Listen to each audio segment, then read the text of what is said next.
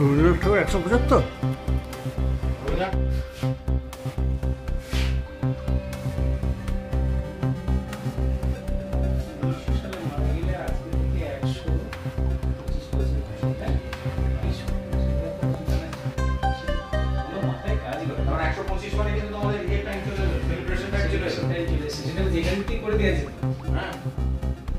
চলেই গেল পারে 25।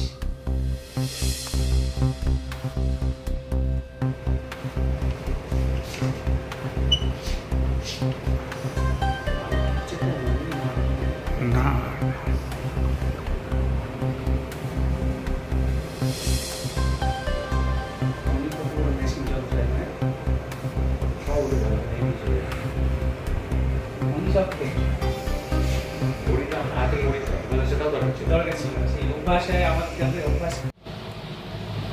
রবীন্দ্রনাথ ঠাকুর মূলত আমরা যেটা পাই 3 জনের কাছ থেকে তিনি সঙ্গীত শিক্ষাটা নিয়েছেন। তার মধ্যে অন্যতম এবং খুব ছোটোবেলায় প্রথম যার কাছে নাড়া শিখেছেন আর কি, গান শিখেছেন, ঠাকুর বাড়িতে নিযুক্ত ছিলেন এই আনুলিয়া গ্রামের সন্তান বিষ্ণু চক্রবর্তী। আমরা বঙ্গীয় চরিতাভিধান এবং আমাদের লাইব্রেরিতে যে স্মরণিকা এবং পত্রপত্রিকা আছে তার থেকে জানতে পারি যে উনি ব্রাহ্ম সমাজের সভাগায়ক ছিলেন এবং সেই যোগসূত্র হিসাবেই মহর্ষি দেবেন্দ্রনাথ ঠাকুরের সাথে তার পরিচয় এবং উনি ঠাকুর বাড়িতে নিয়ে যান তাদের বাড়ির সদস্যদের সঙ্গীত চর্চার জন্য, সঙ্গীতাচার্য নিয়োগ করেন এবং সেইভাবেই রবীন্দ্রনাথ ঠাকুর এবং তার ভাই বা অন্যান্যদেরকে উনি সঙ্গীত শিক্ষা দিয়েছেন। এই রানাঘাটের আনুলিয়াতে বিষ্ণু চক্রবর্তী কি একাই থাকতেন না এখান থেকে কবে গিয়েছিলেন এরকম? না, বিষ্ণু চক্রবর্তীর 2 ভাই, ওনারা সঙ্গীতকে ভালোবেসে ওনারা গেছিলেন গান শিখতে। ধ্রুপদ, খেয়াল, শাস্ত্রীয় সঙ্গীতে ওনারা অধ্যয়ন করে ওনারা কলকাতায় অবস্থিত হন। সেই সময় ওনারা ব্রাহ্ম সমাজের সঙ্গে যুক্ত হন।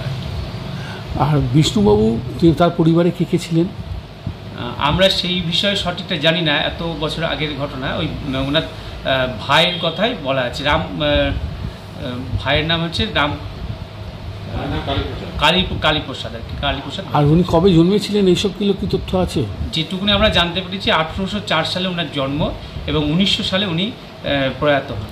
মানে আনুলিয়াতেই? না, হালি শহরে উনি শেষ জীবনে উনি হালি শহরে থাকতেন। আচ্ছা, এই আনুলিয়াতে এটা তো নতুন প্রজন্মের কাছে তো অজানা। একদম নতুন প্রজন্মের কাছে এটা অনেকেই জানেনই না। জানার জন্যই আমরা চেষ্টা করছি আনুলিয়া কেদারনাথ স্মৃতি পাঠাগার, যেটা এখানে আনুলিয়া লাইব্রেরি নামে পরিচিত। এই লাইব্রেরির পক্ষ থেকে আমরা চাইছি যাতে তার সম্বন্ধে মানুষ জানুক। তাকে কেন্দ্র করে আমরা বিভিন্ন অনুষ্ঠান করেওছি কিছুদিন আগে। কী নাম আপনার? আমার নাম পার্থপ্রতিম ঘোষ, সম্পাদক আনুলিয়া কেদারনাথ স্মৃতি পাঠাগার।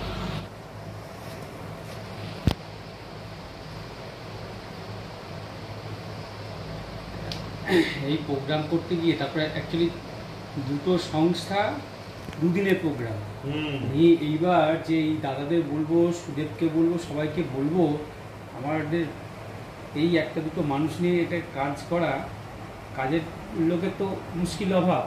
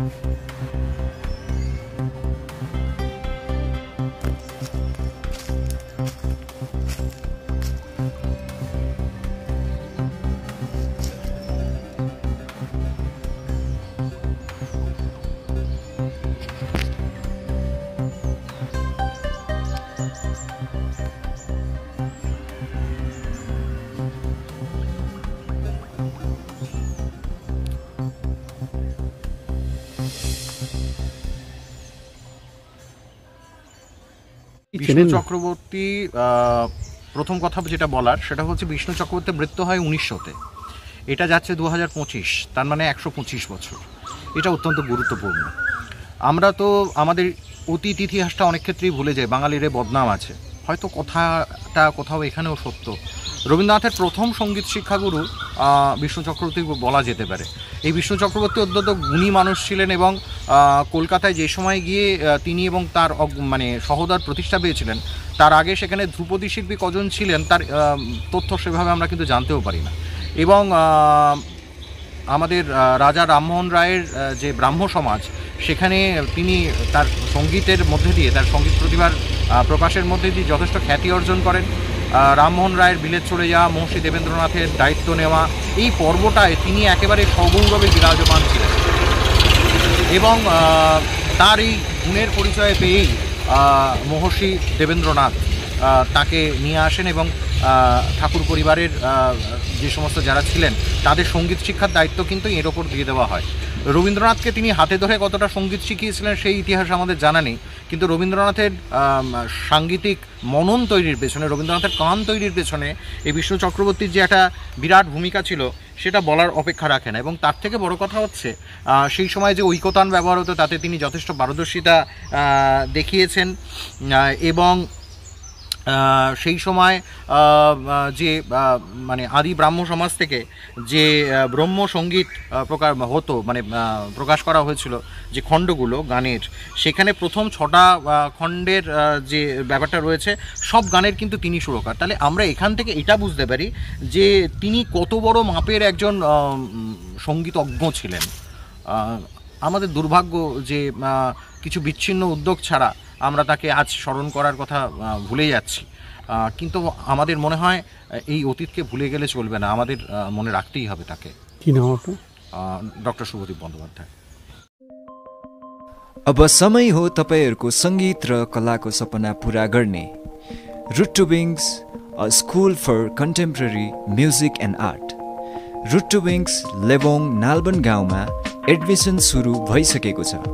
यहाँ guitar, piano, violin, drums, Indian vocal साथै फाइन आर्ट सिकाउने गर्छ। साथै तपाईहरूले पिक एन्ड ड्रप सर्भिसको पनि सुविधा लिन सक्नुहुनेछ। हाम्रो अनुभवी शिक्षकहरूको मार्गदर्शनमा सङ्गीत र कलाको नयाँ उचाइ हासिल गर्नुहोस्। साना साना बालकहरूदेखि युवाहरूसम्म सबैका लागि उपयुक्त कोर्सहरू यहाँ गराइन्छ। तपाईँ पनि सामेल हुनुहोस् कला र सङ्गीतको यो अद्भुत यात्रामा। आजै नाम दर्ता गर्नुहोस् रुट टु विङ्स, जहाँ तपाईँको सृजनशीलता उडान भर्छ।